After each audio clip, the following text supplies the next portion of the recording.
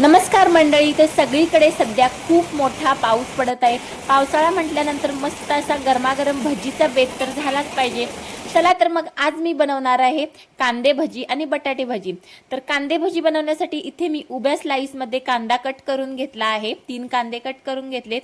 तर त्या कांद्यामध्ये मी मीठ टाकले, लाल तिखट टाकायचे, जितकी तुम्हाला गरज आहे त्यानुसार टाकायचे, हळद टाकायची, आणखी ओवा टाकायचा, थोडासा चिमूटभर ओवा हातावरती चांगला थोडासा चोळून घ्यायचा आणि त्यानंतर तो त्याच्यामध्ये टाकायचा। आणखी मी ते 1 चमचा तांदळाचे पीठ टाकले आहे। बेसन पीठ जेवढी गरज आहे तेवढे तुम्ही टाकू शकता। त्याच्यामध्ये बारीक कट करून मिरची टाकायची, कोथिंबीर बारीक कट करून टाकायची। आणि एक सिक्रेट टिप म्हणजे या कांद्याला धुतल्यानंतर आपण पाणी सुटते, त्यामुळे नंतर पाण्याचा एकही थेंब वापरायचा नाही। पाण्याचा एकही थेंब न वापरता हे सगळं असं मिक्स करून घ्यायचं। आणि इथे मी बटाटे भजीची सुद्धा तयारी केली होती। बटाटे गोल स्लाइस मध्ये कट करून ठेवले होते। इथे मी बेसन पीठ घेतले, तांदळाचे पीठ घेतले, त्याच्यामध्ये मीठ, हळद टाकली आणि थोडासा ओवा सुद्धा याच्यामध्ये पण टाकायचा।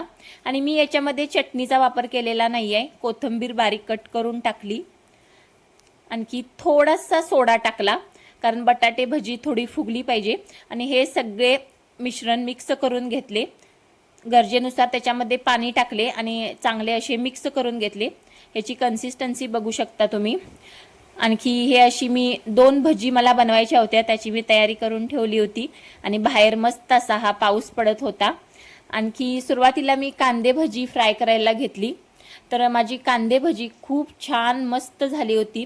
म्हणजे खाल्ल्यानंतर इतकी क्रिस्पी लागत होती ना, आणि छान अशी तळून घेतली होती, तर खूप मस्त झाली होती। या माझ्या पद्धतीने एकदा कांदे भजी करून बघा। आणि सिक्रेट टिप म्हणजे त्याच्यामध्ये पाण्याचा वापर अजिबात करायचा नाही।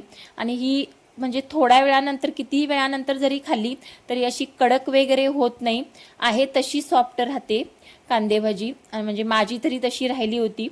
आणि त्यानंतर मी बटाटे भजी फ्राय करून घेतली। तर बटाटे भजी माझी इतकी म्हणजे जास्तही अशी काही फुगली नव्हती, थोडी मीडियम फुगली होती। कारण पिठाची कन्सिस्टन्सी थोडी माझी म्हणजे अशी जास्त पातळही नाही, घट्ट नाही अशी झाली होती, थोडीशी जरा घटसर करायची, त्यानंतर ते चांगले असे फ्राय होतात।